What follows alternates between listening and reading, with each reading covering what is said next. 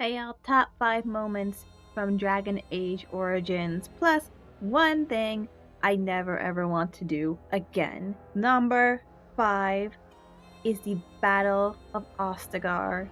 Right fresh out of your origin, you enter the Kokari Wilds, confused, probably seeking revenge of some sort, and you got a little bit of hope left in you. You're gonna become a Grey Warden and set things right, probably. But no, you find out everyone's bickering with each other. No one's taking the war seriously against these horrible monsters. Take your joining. 2 recruits dead off the bat. Done. Next. Oh, you want to be heroes? Too bad. Bye. Get out of there. Do your grunt work.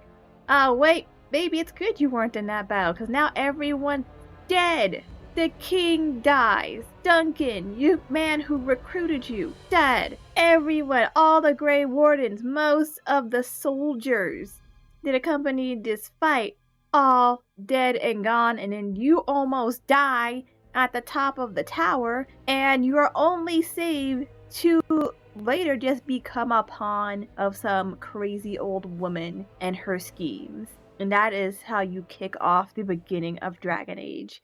Number 4, the Landsmeet.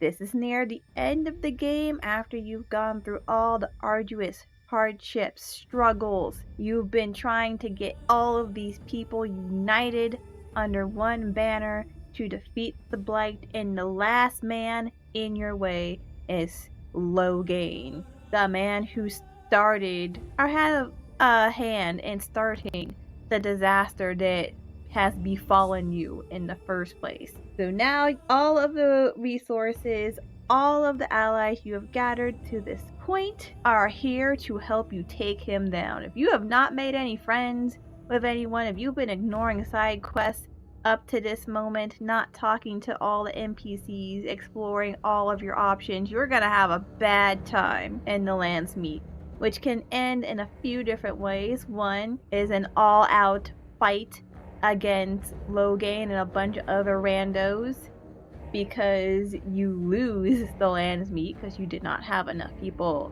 vying for you and voting for you. Number 2, you do succeed and the one-on-one versus Loghain begins, where you can either send one of your companions to defeat him, or do it yourself, or even suggest that your dog go in and fight Loghain on your behalf as your champion, but everyone vetoes that because no fun allowed. Then after the fight with Loghain, you can choose to let him live and force him to become a Grey Warden, or Alistair kill him. I believe you can kill him, but he gets beheaded, preferably in front of Anora, and have his blood splatter all over her. That, I personally think that's the best outcome.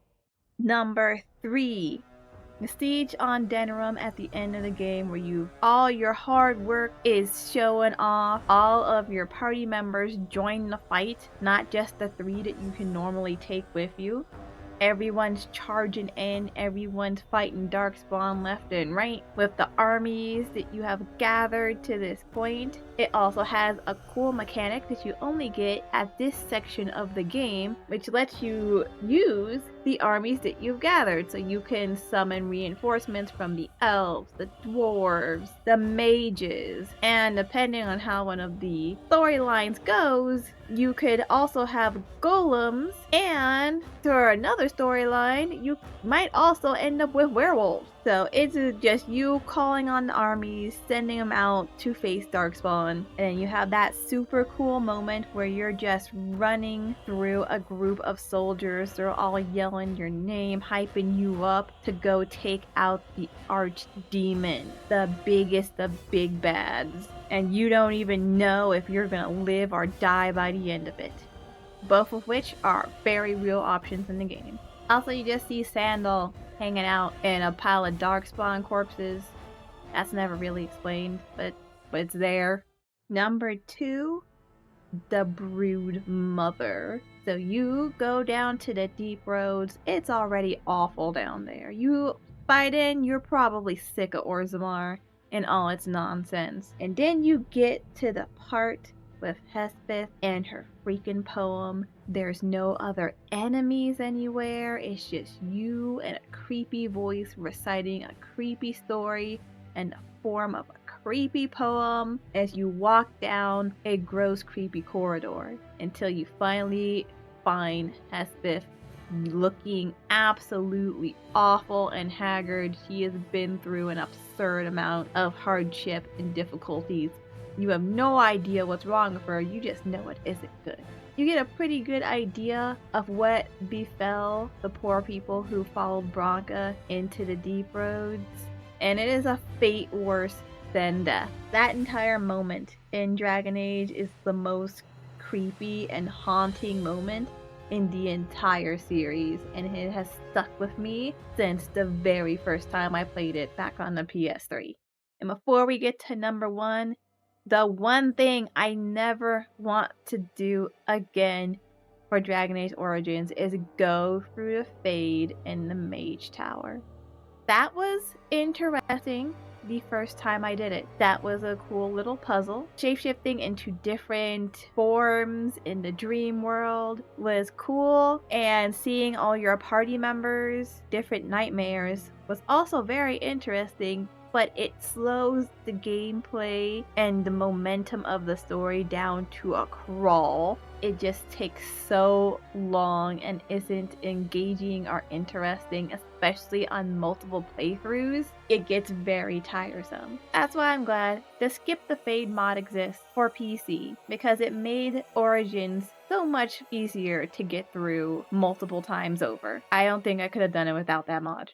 And the number 1 moment in Dragon Age Origins is playing through the Origins themselves. That is the bread and butter of this game. Even though it's a small part in the overall story that you play out, it is one of the most important things, because the way you start off Dragon Age Origins shapes your entire view of everything else you encounter from then on out. Because you're not going to have the same opinion on things if you start off as a city elf compared to a Dalish elf, compared to dwarf noble or dwarf commoner, or the human noble, or the mage from the Mage Tower. All of them have different views and different starts to how they got to where they are. Even your view on Duncan can change drastically depending on which origin you started off with. And where you go after you leave Lothering can depend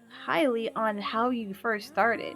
A dwarf is going to take more interest in going back to Orzammar than going to the Brazilian forest. A human noble's going to want to go to Redcliffe before seeking out the Mage Tower. It just makes sense that way for how the characters are played out and their priorities, all stemming from the origins. You don't have any type of idea of how bad things were with Hal and knew all the horrible things he did in High Ever. You don't know that Balin has betrayed his entire family and used underhanded means in order to become the next king of Orzammar. You don't know like the devastation of the mirror and everything that occurred with the Dalish elf and their crew unless you play through that origin, or just like the devastating events that occur in the alienage unless you play the city elf origins. Everything gives you a new perspective and a new reason to replay the game all over again. So the origins are the top spot on the best moments